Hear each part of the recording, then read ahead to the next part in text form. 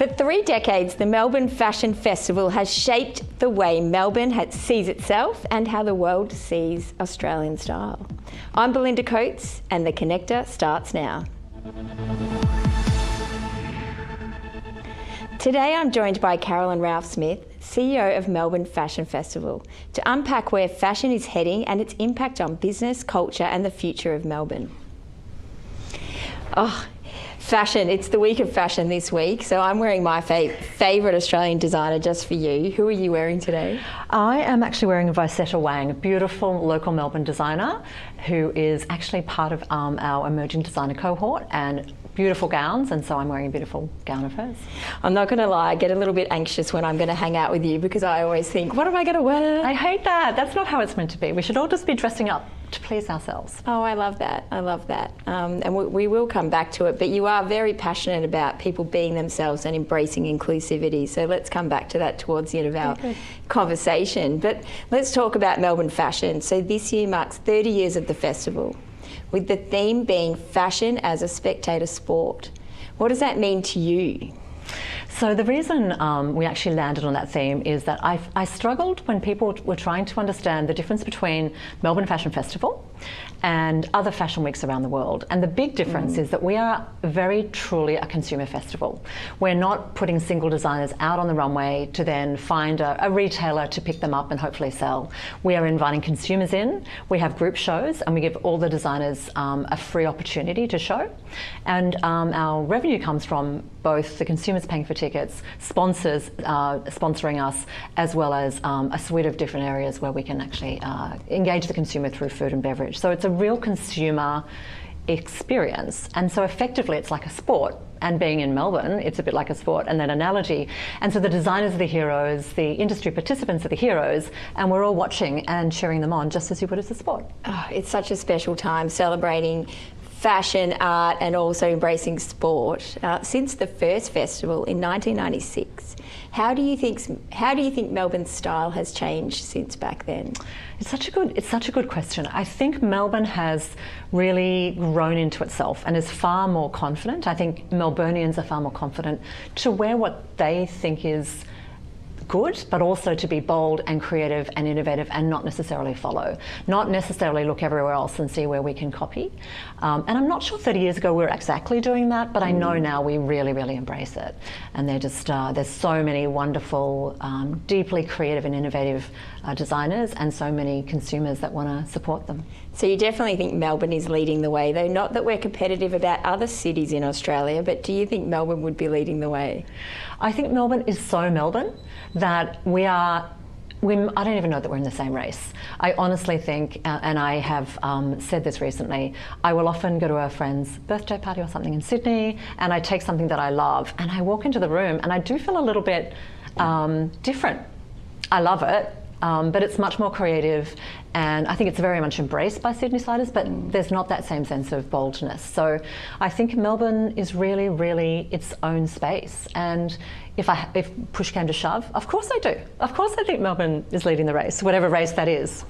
What are you most excited about this year on the runways? We have some really brand new runways. So every year we try and reprise the ones that have been really successful, but also bring some really fresh ones. We've had a couple of fresh ones on our opening night, which went beautifully. But I think what I'm most looking forward to is our closing night. So closing night, we've got one reprised runway, which is this beautiful, it's a partnership between Savers, so the second-hand clothing store, and some really beautiful young designers. And so Savers is providing clothing to these designers. These designers are taking those clothes, pulling them apart, and remaking beautiful new outfits out of all those pieces. Oh, I love that. And so it's a whole created new but out of something old runway, which I think will be so great. Which is the opposite of fast fashion, isn't it? Exactly. So what are we? This exactly. is like slow true fashion. Circularity. Yeah, but also real creativity. So you're not just wearing what someone else had. And the younger designers are just so good at creating new things. And you know, Melbourne is very good at thrifting. You know, we have op shops are booming here. And that's followed by our closing night 30th year runway, and that's going to be avant-garde. And so that is really the most creative and interesting structural designers that we have in our city and in fact across the country, doing a show to wrap up the 30 years. So that's that's going to be just amazing. Ah, so exciting. So you've often said that fashion is your medicine. Who's your pick-me-up this season? Oh, I don't have any individual designer. I have shapes that make me feel good and colours that make me feel good. So I love a bit of, and you can't see this dress, but this dress has some wire in it, so it's got a weird and interesting shape. It has a mind of its own. She does look very glamorous. On the way in, I thought she felt like a princess. I'm dressed for later, in. not for right now. So shapes make me feel good, and I think shapes are very individual. So some people love to have, wide shapes on the bottom, or love to show a neckline, or whatever. I think those shapes, those colours, what suits you. Certainly do by my age. And so for me, I have some go-to colours. I love bright colours. I love that sense of joy. And I used to wear a lot more black. I steer away from black, but colour makes me happy. Oh, black is worn a lot in Melbourne, actually. It is. So yeah. And I used to be one of them. And it can look beautiful, let's face it. Australian designers are gaining a lot of traction in London. Do you think British buyers are also embracing the First Nations fashion as well as the Australian traditional designers? I actually don't have numbers on that. I'm really interested to know. There are a couple of really successful Ngali, successful local designers that are First Nations. I think there are some that are starting to really grow and get closer and closer, but I think it's something that we could do more to support. I really do feel like that's something that is truly, truly Australian and very unique. And we have a dedicated First Nations runway, which is actually tonight, Beyond Black. They tend to be the more emerging designers, and we have First Nations designers throughout the whole week. So if they're established and comfortable with it, they're in many of our runways. So we are doing our absolute best to showcase it, but I would love to see more and more success overseas. Yeah, I think that would be fantastic. And we're definitely seeing stronger ties between Australia and UK. Are we starting to see more British designers in Australia? Now, my favourite is Joshua. I really love the Joshua design. So what do you think about that? Well, I think you talked about whether Melbourne's winning the race. I think Melbourne fashion is far more like London and British fashion than it is anywhere else in Australia. And I don't know whether that's to do with, Sydney having much more of a athleisure culture and Melbourne being a little bit more creative and cultural. But some of the designers that are coming out of Great Britain and Ireland actually are just amazing. They're much more interesting, I think, embellished, structural, and just really independent and wonderful. And I look to London actually. Some of the Chapeva Lewina, Simone Rocker, these designers that are coming out of that space, I cannot get enough of it. I have so many dresses from Simone Rocker, it's ridiculous. I think my husband thinks I have the same dress 5 times. But I see that creativity, that interest out of London, and I think there's a real parallel there. So yeah, I think we should see more and more of that exchange happening. Yeah, I'd love to see a collaboration between Melbourne fashion and London fashion. So watch this space on that. Let's try and make that happen.